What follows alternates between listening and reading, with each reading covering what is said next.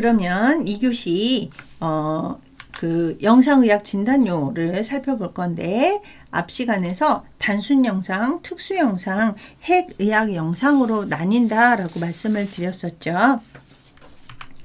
자, 근데 이 영상 같은 영상 진단요 같은 경우는요, 검사료처럼 별도로 산정할 수 있는 것들이 있었어요. 그래서 요 내역 좀 기억을 해 주시고요. 그래서 이제 우리 그 특수 영상 같은 경우는 조영제가 들어간다고 했었잖아요. 그래서 뭐 조영제라든지 아니면 우리 이제 그 카테터 사용하는 것들이라든지 아니면은 그 부하 검사, 우리 검사료에서도 부하 검사를 하게 되면 거기에 들어가는 약제는 별도로 산정할 수 있다라고 되어 있는데요. 이 방사선 검사 같은 경우도 부하 검사를 사용을 하게 되면 거기에 들어가는 약제, 그리고 또 우리가 이제 그 운동 검사 이렇게 막 이렇게 달리면서 하는 이런 이것도 약간 그 부하 검사하고 비슷하기는 한데, 그 운동 검사할 때 사용되는 옆에서 막 EKG 페이퍼가 쭉 나오잖아요. 뭐 그런 것들도 별도로 산정할 수 있고요. 대신 조영제를 주입하는 주입료라든지 현상료 이런 것들은 별도 산정하지 않는다라고 되어 있습니다. 자, 그 다음에 우리가 요 빨간 글씨는 조금 기억을 해 주셔야 되는데, 제가 영상의학은 단순 영상, 특수 영상, 핵의학 영상으로 나뉜다라고 말씀드렸잖아요. 근데 만약에 이제 이 검사를 하고 나서 방사선 전문의가 판독을 하고 소견서를 작성을 한 경우에는 이거는 똑같아요. 10% 가산한다. 그래서 판독료가 이제 그 10%가 가산되는 게 있고요. 그 다음에 만약에 이제 그 단순 영상 진단 엑스레이를 찍었는데 그 환자가 만 6세 미만이다 라고 하면은 15%를 가산할 수가 있습니다. 자, 그리고 동일 부위에 동시에 2매 이상의 그 엑스레이를 찍었을 때는, 자, 여기 보시면 2매부터는 그 소정 점수의 50%를 각각 산정할 수가 있거든요. 우리가 뭐 보통 이제 업도맨 배 하나 찍더라도 뭐 슈파인 아니면 뭐 일렉트 아니면 뭐 포스트 뭐 여러 가지가 있잖아요. 그죠? 그래서 그렇게 이제 여러 가지 그 방사선 엑스레이를 찍었을 때는 이제 각각 산정할 수 있는데 50%씩. 근데 이거는 최대 5매까지만 인정이 된다. 자, 그리고 우리가 이제 요즘은 팍스 시스템 많이 쓰잖아요. 예. 팍스 시스템? 네. 팍스를 많이 이용을 하는데, 요 팍스 같은 경우는 이제 2회부터는 이제 똑같이 50% 각각 산정할 수 있다라고 되어 있습니다. 자, 그 다음에 이 특수영상 진단요 같은 경우는 앞에서도 이 특수영상 같은 경우는 조영제를 이용한다 라고 했었잖아요. 그러다 보니까 이 만 6세 미만의 소아한테는 20%를 가산하게 돼요. 그러니까 앞에서는 15%였었잖아요. 단순 영상이라든지. 그 다음에 우리 핵의학 영상 진단료 같은 경우도 똑같이 15%거든요. 근데 이 특수 영상만 만 6세 소아한테는 20%를 가산하게 돼요. 그래서 이 위험료 산정 지침이라고 조금 생각을 해 주시면 될 것 같고요. 자, 그 다음에 핵의학 진단료 같은 경우는 위에 단순 그 영상하고 똑같죠. 그래서 전문의가, 핵의학 전문의가 판독을 했다라고 하면 10% 가산. 6세 미만이다. 6세 미만인데 그 핵의학 진단료에 산정이 들어간다라고 하면 15%를 간산을 하게 되는 거고요. 자, 그 다음에 여기 방사선 치료료. 우리가 이제 진단을 내리기 위한 것이 있었고 치료를 하기 위한 이제 그 영상의학료가 있었잖아요. 그래서 방사선으로 치료를 했을 때는 만 6세 미만 아이 같은 경우는 추가로 30%를 가산할 수 있다라는 것까지 같이 기억을 해 주시기 바랍니다. 자, 그러면 그 산정 지침에서 분류 코드를 보면 특수 차량 같은 경우 우리 그 조영제 사용하는 것들이 있었잖아요. 특수 차량 같은 경우는 이제 건당으로 해가지고 우리가 이제 그 토모그래피 그냥 이제 단순 차량이냐 개별화 단층 차량이냐에 따라 가지고 인디비주얼라이즈드 토모그래피라고 해가지고 이렇게 산정 점수가 달라지게 됩니다. 자, 그리고 단순 촬영이라든지, 그러니까 단순 영상이라든지 핵의학 영상 같은 경우는 이제 같은 부위, 같은 동일 부위에 이제 맨 처음에는 소정 점수고 두매부터는 50%를 더 가산할 수 있다라고 했었잖아요. 그러니까 이제 만약에 두매를 찍었다라고 하면 원 점수에다가 50%를 이렇게 가산하게 되고 그 다음에 5매 이상이다 라고 하면 뭐 10매를 찍었더라도 요 점수로 똑같이 산정을 하게 됩니다. 그러니까 우리가 영상 진단이 단순 영상이냐 특수 영상이냐 핵의학 영상이냐에 따라 가지고 점수가 이렇게 달라지게 되는 거죠. 그리고 아까도 말씀드렸다시피 이제 동일 부위다 라고 하면 1매는 소정 2매부터는 50%씩 이렇게 추가로 이제 그 가산을 할 수가 있고 최대 5매까지 된다라는 거 좀 같이 기억을 해 주시고요. 자, 그 다음에 이제 조금 정리를 하자면 우리 검사료 같은 경우는 그 아까 앞에서 편측이라는 말 때문에 우리가 학생들이 많이 헷갈린다라고 말씀드렸는데 양측 기관인 경우에는 편측이라는 표시가 없다라고 하면 소정 점수만 편측이라는 말이 있다라고 하면 200% 가산할 수 있다라고 말씀드렸었죠. 자, 그 다음에 우리가 그 검사에 사용되는 약재라든지 재료대를 별도로 산정할 수 있었던 것들이 있었습니다. 그래서 요 별도 산정할 수 있는 그 치료 재료대 좀 기억을 해 주시고요. 자, 내시경 같은 경우는 이제 만 6세 미만은 30%, 그 다음에 우리 그 내시경 하면서 바이옵시 생검했을 때는 20%를 가산할 수 있다라고 했었죠. 물론 만 1세 미만은 50%였었습니다. 자, 내시경하고 천자하고 거의 비슷하죠. 예. 그리고 만약에 이 천자를 센테시스를 치료 목적으로 했을 때 우리 뭐 드레이네이지라든지 그죠? 약물 주입 같은 거를 했을 때는 30%를 가산할 수 있었고요. 그 다음에 이제 우리 6세 미만 같은 경우 소정 검사료 가산할 수 있는 것들이 있었고요. 또 임상병리 검사에서 종합검증료가 있었죠. 그래서 전문의가 일일 최대 입원 환자, 일일 최대 20인까지 산정할 수 있는 이런 것들이 있었습니다. 그래서 우리가 그 검사료 같은 경우도 별도로 산정할 수 있는 재료도에 해당하는 거, 그리고 50% 가산할 수 있는 거, 30%, 그 다음에 20% 가산할 수 있는 거, 또 가산할 때 우리가 그 가산하는 거에서 주 그 이유가 나이였었잖아요. 그죠? 그래서 나이에 대한 구분 조금 해 주실 수 있어야 되고요. 우리 그 세데이션 내시경 감사 같은 경우는 이제 그 70세 이상이신 분들도 포함이 됐었죠. 그래서 이것도 같이 조금 기억을 해 주시고요.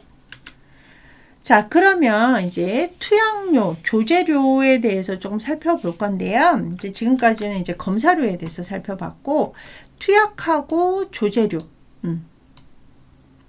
투약료나 조제료는 일단은 의사의 처방에 따른 것을 이제 의미를 하게 되겠죠. 그래서 이제 뭐 임의로 일반 의약품 말고요. 그래서 이 의약품 같은 경우는 일단은 요것을 고려할 수 있어야 된다. 경제성이 있느냐, 안전적이냐, 효과가 있느냐, 유효성, 이 세 가지를 이제 고려를 해가지고 약 같은 경우는 우리 실거래가하고 그 약을 조제할 때 발생하는 비용 이런 것들을 이제 포함을 해가지고 우리 식약청 허가 사항에서 이제 투약료, 조제료를 산정을 할 수가 있습니다. 자, 투약이나 조제료 산정을 할 때 그 투약 시 사용되는 우리 뭐 검사 같은 거 할 때 뭐 일회용 주사 침이라든지 주사기 이런 것들은 포함이 된다라고 했잖아요. 그래서 투약이나 조제료도 마찬가지로 투약 시 사용되는 용기라는 것들은 다 포함이 이제 됩니다. 자, 그리고 퇴원 환자 조제료, 외래 환자 조제료, 입원 환자 조제료 뭐 이런 것들에 대해서 뒤에서 조금 더 자세하게 살펴볼 건데요. 자, 여기 4번만 조금 더 짚고 넘어갈게요. 자, 여기 4번 보시면 만약에 조제실에서 이 제제를 조제했을 경우, 약을 막 이렇게 정해져 있는 약이 아니라 약을 이제 막 제제를 해가지고 조제했을 때는 그 소정 점수에서 이 제제료라는 거를 50%를 별도로 산정할 수 있습니다. 그래서 요 제재료, 그러니까 조제료하고 제재료는 조금 살짝 다르다라고 생각하시면 돼요. 그래서 의사 오더에 따라 가지고 뭐 항생제 하나, 소화제 하나, 뭐 간장제 하나, 뭐 이렇게 하는 거는 이제 그 조제료에 들어가는 거고요. 이런 것들을 이제 조제실에서 제재를 했을 경우에는 50%를 추가로 산정할 수 있게 됩니다.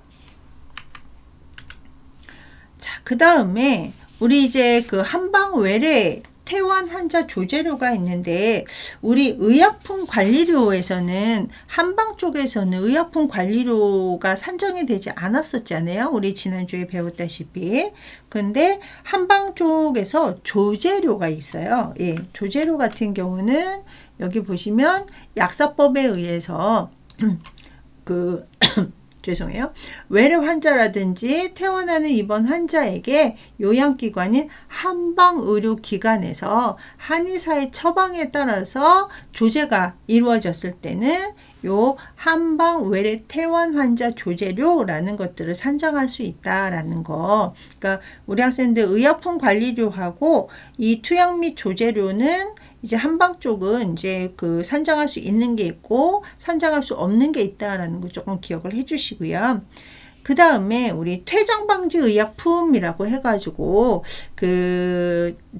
보건복지부 장관이 별도로 산정된 목록이 있거든요. 그래서 많이 사용되진 않지만 꼭 필요한 이런 의약품 같은 경우는, 그러니까 많이 사용하지 않기 때문에 갖고 있으면 사실 좀 들어가는 비용이 발생하잖아요. 그래가지고 이 퇴장방지 의약품을 사용을 하게 되면 이제 별도로 또 몇 %를 가산해 주겠다라는 의미거든요. 그래서 퇴장방지 의약품 사용을 했을 때 들어가는 장려비라는 것도 우리 투약 및 조제료에 들어간다. 자, 그 다음에 이제 퇴원 환자 조제료 같은 경우는요. 자, 퇴원 환자 조제료는 퇴원 다음 날부터, 네, 2일부터입니다. 퇴원 2일부터 이런 이제 제수, 그래서 약의 개수라든지 투약량 이런 것들은 불문하고 가산을 산정을 할 수가 있는데요. 이 퇴원 환자 같은 경우는 요 내복약 같은 경우는 6세 미만 소아 같은 경우는 20%를 또 추가로 가산할 수가 있어요. 자, 그리고 외래 환자분들, 외래 환자 같은 경우는 이제 동일 환자에게 하루에 2번 이상 처방 조제를 했더라도 1회만 산정할 수 있다. 그러니까 우리가 또 이 산정 지침에서 또 헷갈리는 게 1회당이냐 1일당이냐 1일당 1회냐 1일당 2회 이내냐 뭐 이런 것들이 조금 또 헷갈리거든요. 그래서 우리 퇴원 환자 같은 경우는 그 다음 날부터 2일부터 산정한다. 외래 환자 같은 경우는 동일 환자에게는 1일당 1회만 인정한다 라고 되어 있고요. 자, 입원 환자 같은 경우는 우리 의약품 관리료하고 좀 비슷하죠. 의약품 관리료도 입원 환자 같은 경우도 입원 기간 중에 투약한 경우에 산정을 했었잖아요. 의약품 관리료가 똑같습니다. 조제 복약 지도료도 입원 환자 같은 경우는 입원 기간 중에 투약한 경우에 요 조제 복약 지도료를 산정할 수 있다라고 되어 있고, 입원 환자 같은 경우는 이제 제수, 약의 개수라든지 내복약이냐 외용약이냐, 그러니까 바르는 거냐, 뭐 눈에 넣는 거냐, 투약량, 뭐 어느 진료과냐 이런 것들을 불문을 하고 그냥 이번 환자 같은 경우는 투약한 경우에만 산정할 수 있다라는 이야기입니다. 그래서 우리 투약 및 조제료 같은 경우도 이렇게 퇴원 환자, 외래 환자, 입원 환자, 그 다음에 한방 외래 환자 이렇게 이제 구분을 할 수가 있습니다. 자, 퇴원 환자 조제료 같은 경우는 여기 그 일수에 따라서 또 달라지게 되고요. 네. 외래 환자 같은 경우도 이제 그 회당으로 해가지고 구분을 하실 수가 있고요. 앞에서 한방 쪽도 네, 회당으로 해가지고 조제를 할 수가 있습니다. 자, 조제료 같은 경우는 이제 1일당 산정을 하게 되는 거고요. 네. 자, 그 다음에 이제 주사료를 살펴볼게요. 이제 주사료 같은 경우는 우리가 이제 그 나이대에 따라 가지고 여기 보시면 주사를 산정하는 경우 만 1세 미만 같은 경우는 50%를, 만 1세에서 6세 미만 아이들은 30%를 거의 앞에 검사료하고 거의 똑같죠. 그죠? 그래서 이 만 1세 미만 주사료 같은 경우는 50%를 가산을 하려면 산정코드 첫 번째 자리에다가 1이라고 코딩을 하셔야 되고요. 만 1세에서 6세까지는 6이라고 기재를 해 주시면 50%, 30%를 각각 가산을 할 수가 있습니다.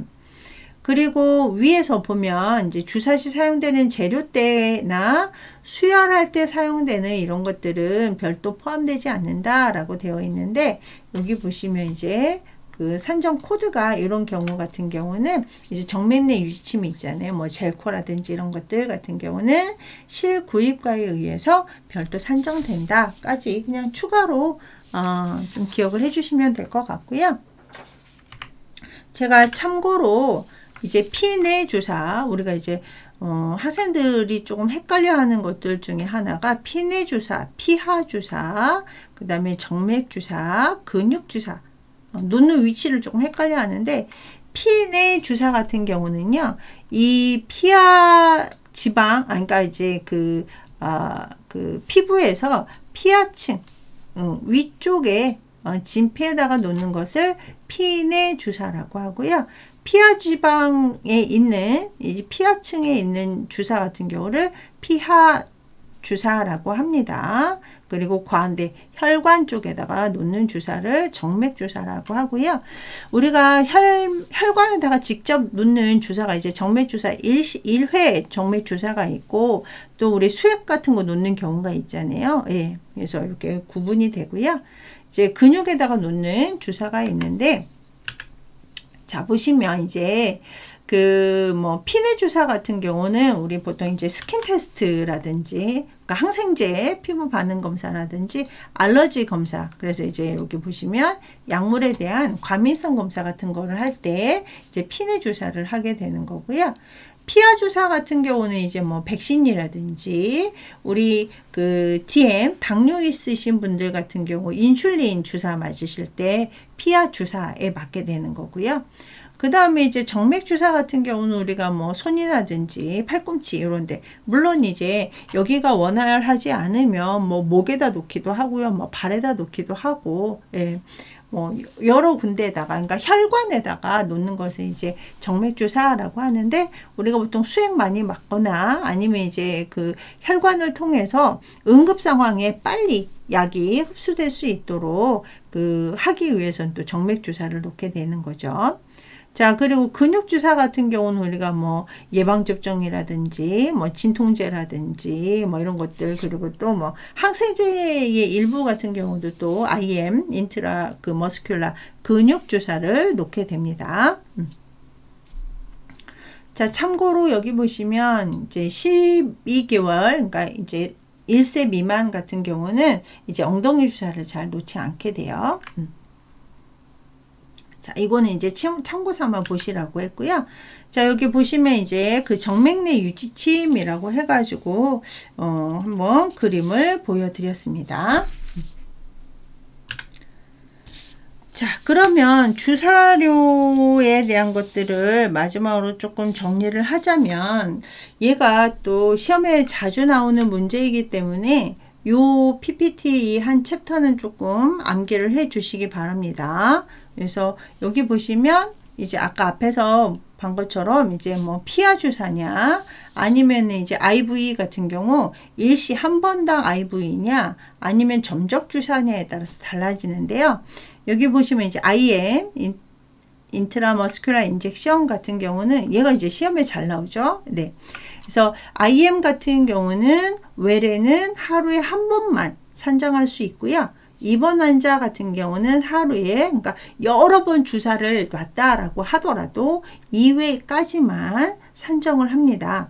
다만 이제 그 응급을 요하거나 반드시 필요한 경우에는 이제 뭐 응급실이라든지 그죠? 그런 데는 예외로 한다라고 되어 있어요. 그래서 얘가 시험에 잘 나오니까 조금 기억을 해 주시고요. 자, 그 다음에 IV, 인트라베이너스 인젝션이라고 해가지고 우리가 그 정맥내 혈관 주사라고 하잖아요. 혈관 주사 같은 경우는 하루에 여러 번 IV를 했다라고 하더라도 1회만 산정한다. 네. 그래서 요거 위에 있는 IM하고 IV 산정 지침은 꼭 암기하시고요. 자, 그 다음에 우리 그 점적주사, 그 수액 맞는 거 있잖아요. 점적주사 같은 경우는 병당으로 또는 포장 단위당으로 그래가지고 이게 이제 그 우리 그 수액 같은 경우는 뭐 이렇게 이뇨제라든지 뭐 이런 것들은 이제 100ml 미만짜리가 있잖아요. 그래서 뭐 그런 거 아니면 이제 단위가 뭐 100에서 500.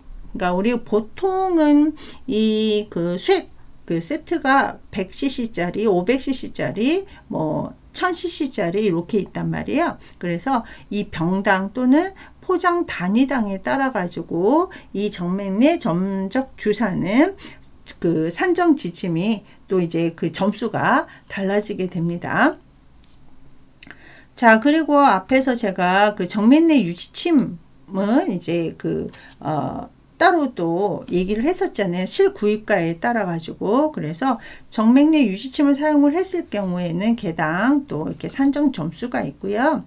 그 다음에 우리 그 인퓨전 펌프 사용하는 거 있잖아요. 네. 그래서 이렇게 정확한 용량이 들어갈 수 있도록 그 사용하는 기계, 이 인퓨전 펌프 같은 경우는 자, 여기 보시면 하루에 1회 산정한다. 그래가지고 우리 뭐 100cc나 500cc 같은 경우는 사실 인퓨전 펌프 많이 사용하지 않는데 그 1000cc 이상이라든지 아니면 뭐 24시간 계속 플루이드를 맞으셔야 되는 분들 같은 경우도 그 약에다가 아니 그 수액에다가 그 전문 약을 또 섞어가지고 꼭 필요한 양만큼만 들어갈 때는 이 인퓨전 펌프를 사용을 하게 되거든요. 네, 요 기준도 1일 1회다 라는 거 같이 기억을 해 주시고요.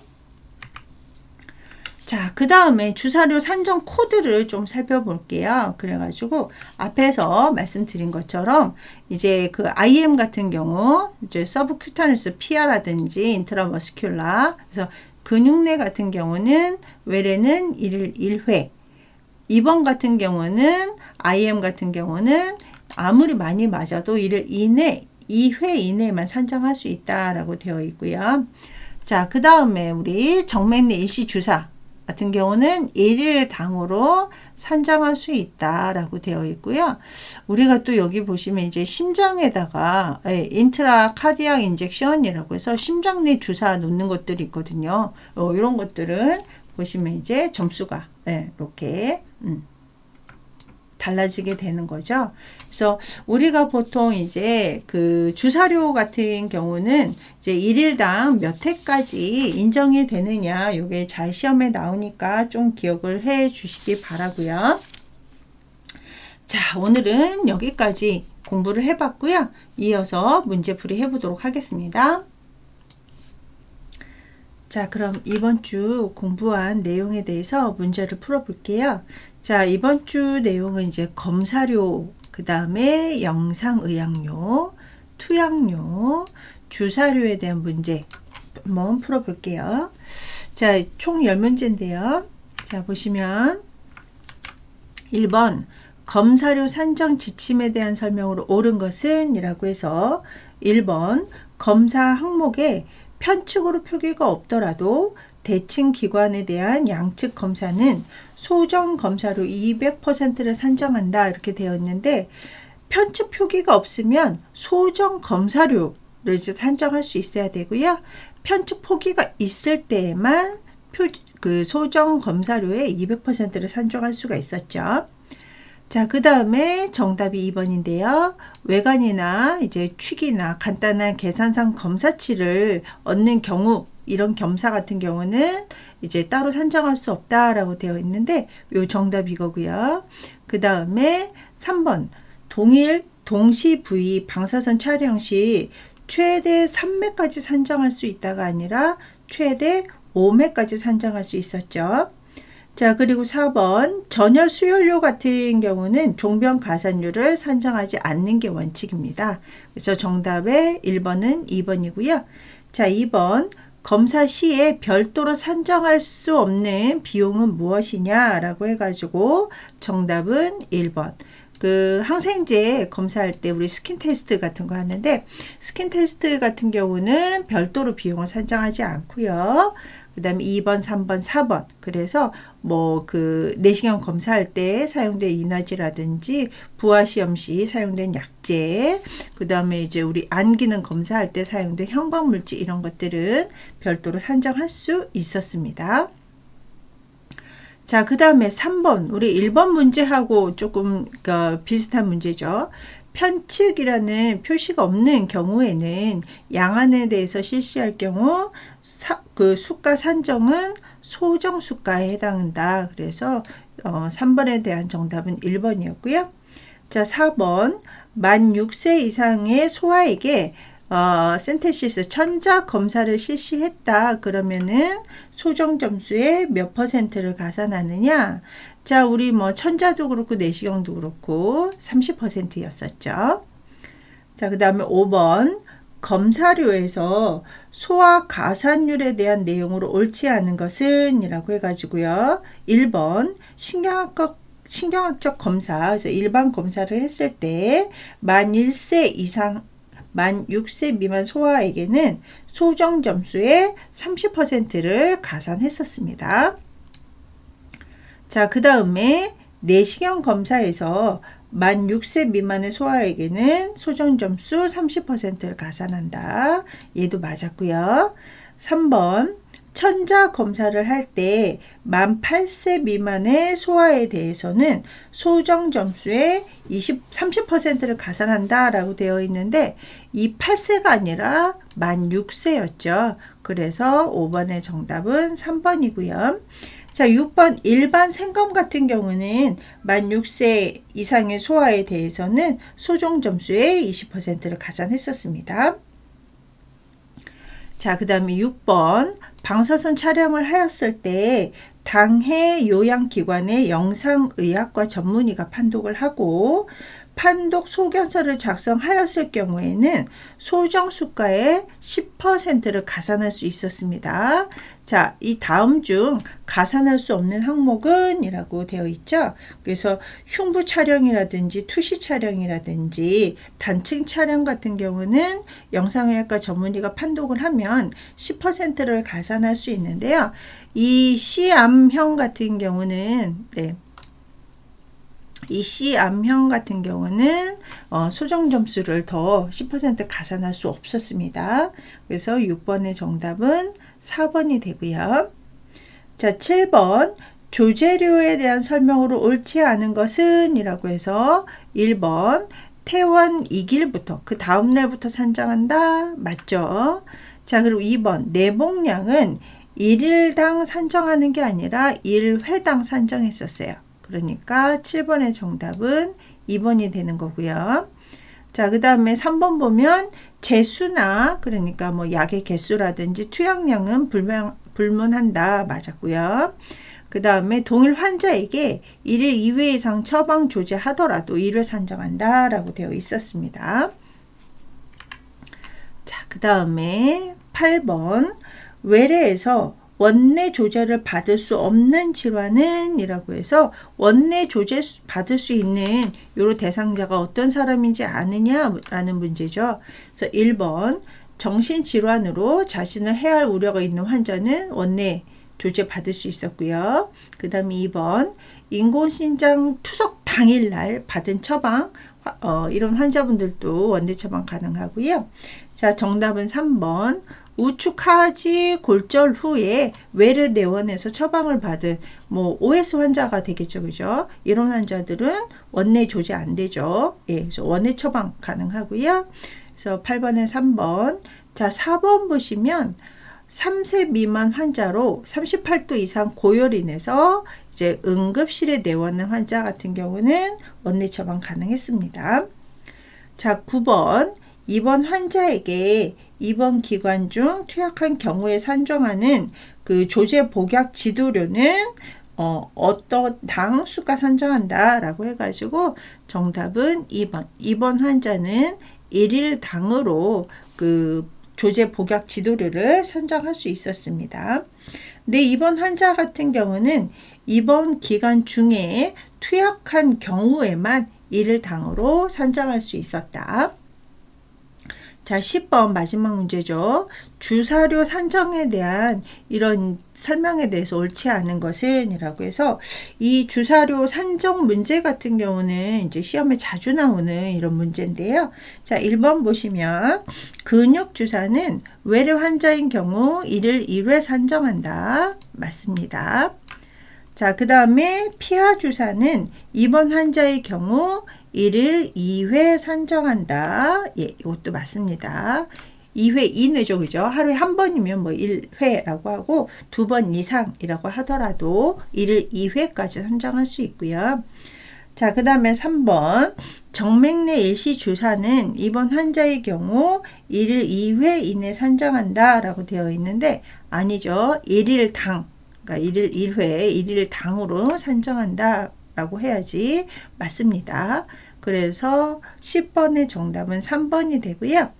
자, 마지막으로 4번 우리 점적주사 수기료 같은 경우는 우리 플루이드 맞는 이런 그 환자분들 같은 경우는 병당으로 계산한다. 그래서 100cc 짜리냐 500cc 1리터짜리냐에 따라서 이제 다 그 각각 산정할 수가 있었죠.